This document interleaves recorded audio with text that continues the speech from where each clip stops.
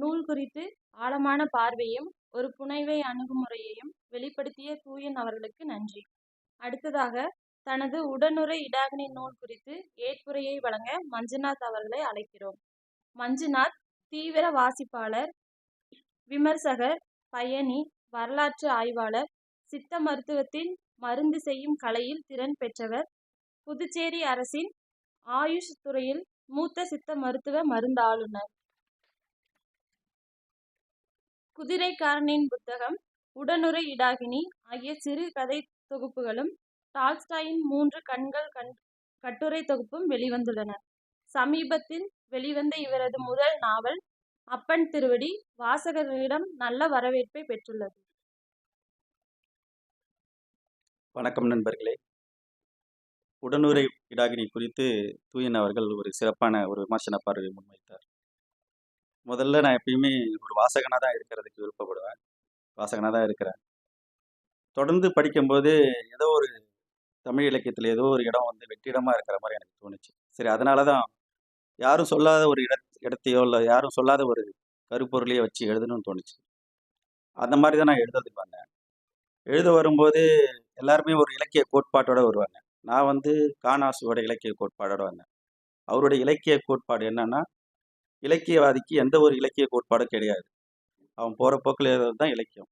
அவனுக்கு எந்த ஒரு எல்லையோ இல்லை வந்து இப்படி தான் எழுதணும் அப்படி தான் எழுதணும் எந்த விதிமுறைகளோ இல்லாதது தான் ஒரு இலக்கியவாதியோட கோட்பாடுன்னு அவர் சொன்னார். அந்த இலக்கிய கோட்பாடு வச்சு தான் நான் எழுதிட்டு இருக்கேன். வெற்றிடன்னு ஒன்று சொன்னேன் இல்லையா, நம்மளுடைய தமிழர்களுடைய மருத்துவமான சித்த மருத்துவத்தை குறித்து இலக்கியத்தில் வந்து ரொம்ப கம்மியாக பேசியிருக்காங்க. சில இடங்களில் பேசாமையே இருக்கிறாங்க.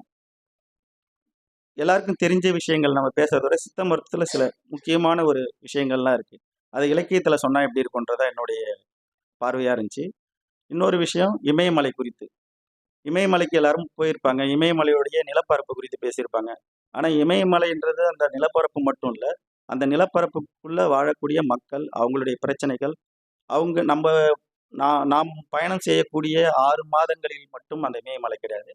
நம்ம பயணம் செய்யாத 6 மாதங்களுக்கு அந்த காலத்தில் வந்து சுற்றுலாவாசிகள் யாருமே அங்கே போக மாட்டாங்க. அப்போ வந்து அந்த இமயமலை பகுதியில் இருக்கிற மக்கள் என்ன மாதிரியான வாழ்க்கை வாழ்கிறாங்க, அவங்க எந்த மாதிரியான பிரச்சனைகள் எதிர்கொள்கிறாங்க, இதை நான் சொல்லணும்னு விருப்பப்பட்டேன். ஏன்னா இமயமலை வந்து என்னுடைய 2ஆம் குடியேற்றம்னு சொல்லலாம். இதில் ஹெப்பாவுன்னு ஒரு கதை வந்து வேறு ஒரு இடத்த பற்றி இருக்கும். கர்நாடகாவில் இருக்கக்கூடிய காப்பி எஸ்டேட் பற்றி ஒரு கதை. அந்த காப்பி எஸ்டேட்டில் இருக்கக்கூடிய அனுபவங்கள் எனக்கு இருக்கிறதால சரி அதை பற்றியும் சொல்லணும் நல்லா இருக்குமென்று தான் எழுதுது. ஸோ இந்த உடனுறை இடாகினி ஒரு கலவையாக இருக்கும். முக்கியமாக நான் எழுதணும்னு நினைக்கிறது வந்து சித்த மருத்துவம் குறித்த விஷயங்கள். 2வது வந்து இமயமலை குறித்து யாரும் சொல்லாத இடங்கள், செல்லாத இடங்கள், சொல்லாத விஷயங்கள் குறித்து எழுதணும்னு நினைச்சேன்.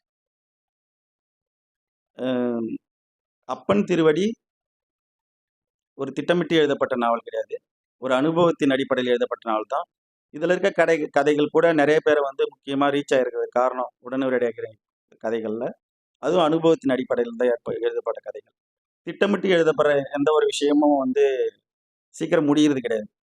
ஒரு 15 வருஷமாக ஒரு நாவல் எழுதிட்டே இருக்கேன். அது போயிட்டே இருக்கு. ஆனால் அப்பன் திருவடி உடனே எழுதுகிற மாதிரி ஆயிடுச்சு. ஏன்னா அது வந்து ஒரு அனுபவத்தின் அடிப்படையிலான ஒரு கதை. அந்த அனுபவம் நம்மக்கிட்ட இருக்குது. அது நம்மளுடைய ஒரு எழுத்தாளனுடைய பார்வையில் வந்து அதை சொல்ல முடியுது. திட்டமிட்டு செய்யப்படுற கதைகள் வந்து அதுக்கான கால இடைவெளி வந்து நீட்டிக்கிட்டே போயிடுது. உடனுறை இடாகினின்னா எல்லாருக்குமே தெரியும். இடாகினின்னா என்னன்னு உங்கள் எல்லாருக்குமே தெரியும்.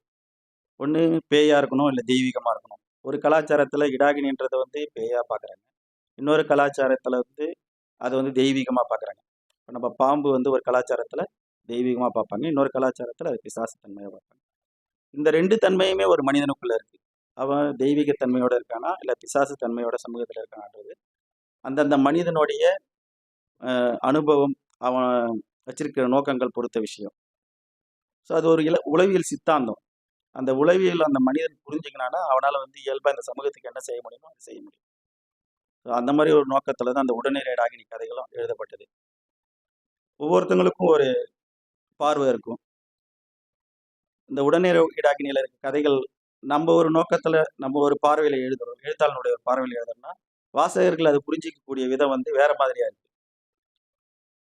நம்ம அதை யோசிக்காத விதத்திலே வந்து அவங்க சொல்லுவாங்க. இதெல்லாம் வந்து ஒரு எழுத்தாளனுக்கு ஏற்றுக்கொள்ளக்கூடிய விஷயங்கள் தான். நான் ஒரு 2, 3 விஷயங்கள வச்சு ஒரு கதைய எழுதினேன். திருவிருத்தின்ற ஒரு கதையில. அதுல எழுத்தாளர் அம்பை வந்து 4வது ஒரு கோணத்த சொன்னாங்க. அ இன்னொரு இலக்கிய கூட்டத்துல இருக்கும்போது அது 5வது கோணத்த சொல்றாங்க. இன்னொருத்தவங்க வந்து 6வது கோணத்த சொல்றாங்க. அப்பதான் தெரியுது, ஆமா அதுல இன்னொரு கோணம் இருக்கு அப்படின்ட்டு. வாசகர்கள் சொல்லக்கூடிய விஷயங்கள் வந்து ஒரு எழுத்தாளன் வந்து இப்ப ஏற்புரைன்னு போட்டிருக்காங்க. எழுத்தாளனுக்கு ஏற்பும் கிடையாது, மறுப்பும் கிடையாது. அவனுடைய பிரதிகள் மீது என்ன விதமான விமர்சனங்களும் வைக்கலாம். தனிப்பட்ட முறையில எழுத்தாளர்கள் மீது ஏதாவது வச்சுன்னா அவன் வந்து மறுப்பு தெரிவிக்கலாம்.